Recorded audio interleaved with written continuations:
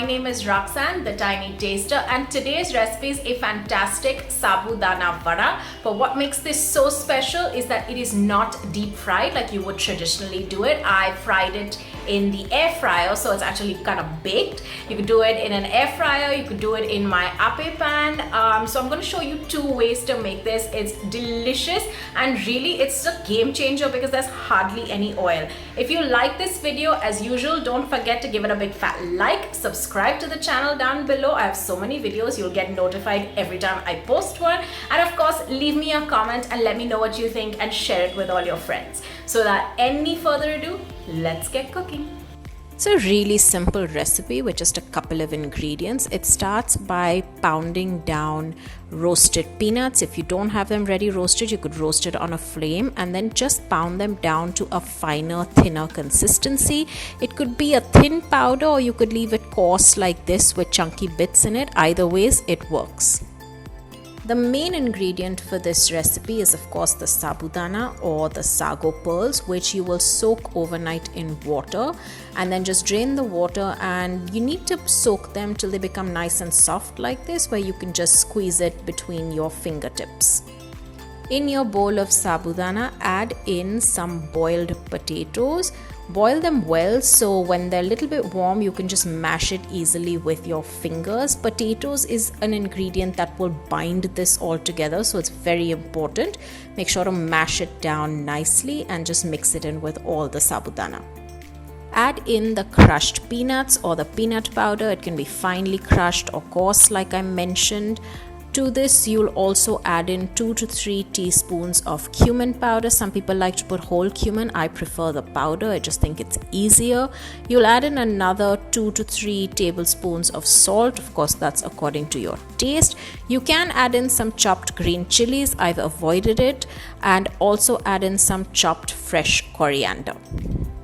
Now's the fun part. You just mix this all together with your hands. Please don't use a spoon or a masher or anything like that. It's not gonna work. You just use your hands and mash it all together.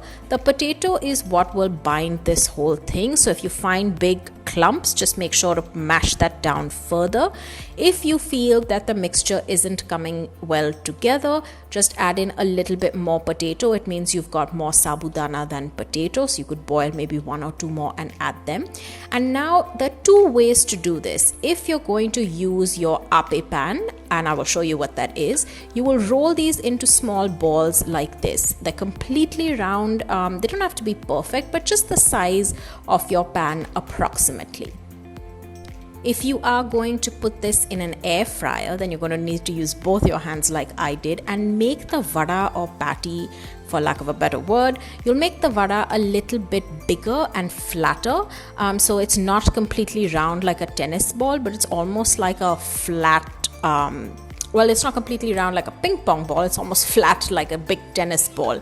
I guess that size, but more flatter because it will fit better into the air fryer. Now you continue making all your little balls, whether depending on the size, if you're going to do it on the stove in your Appe Pan or in your air fryer. Accordingly, you make it with the size that you want and just keep going till the whole batter is finished. As you can see, the first plate where they're bigger and flatter, these are going to go into my air fryer and they hold nicely because of the potato, that's the binder.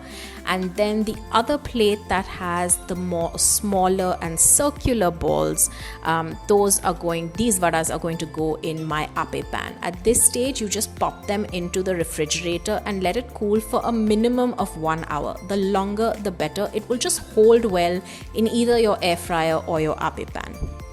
Now to my air fryer, all I do is just gently line the base or the bottom with some oil. I just brush it down with oil, and this is only so that the vada does not stick onto the base of your air fryer.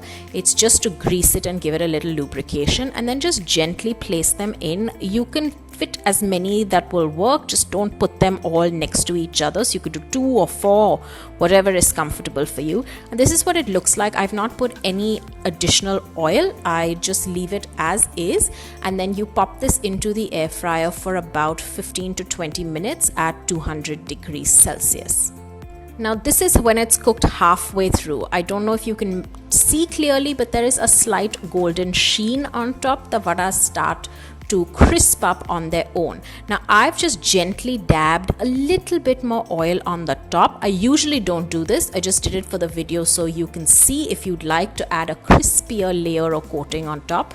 But I find that you don't necessarily have to do this. You just take it out halfway and then put it with the oil and put it back in, and then this is what it's like once it's done. I've cooked this for 15 minutes. If you want it crispier, you could cook it for longer.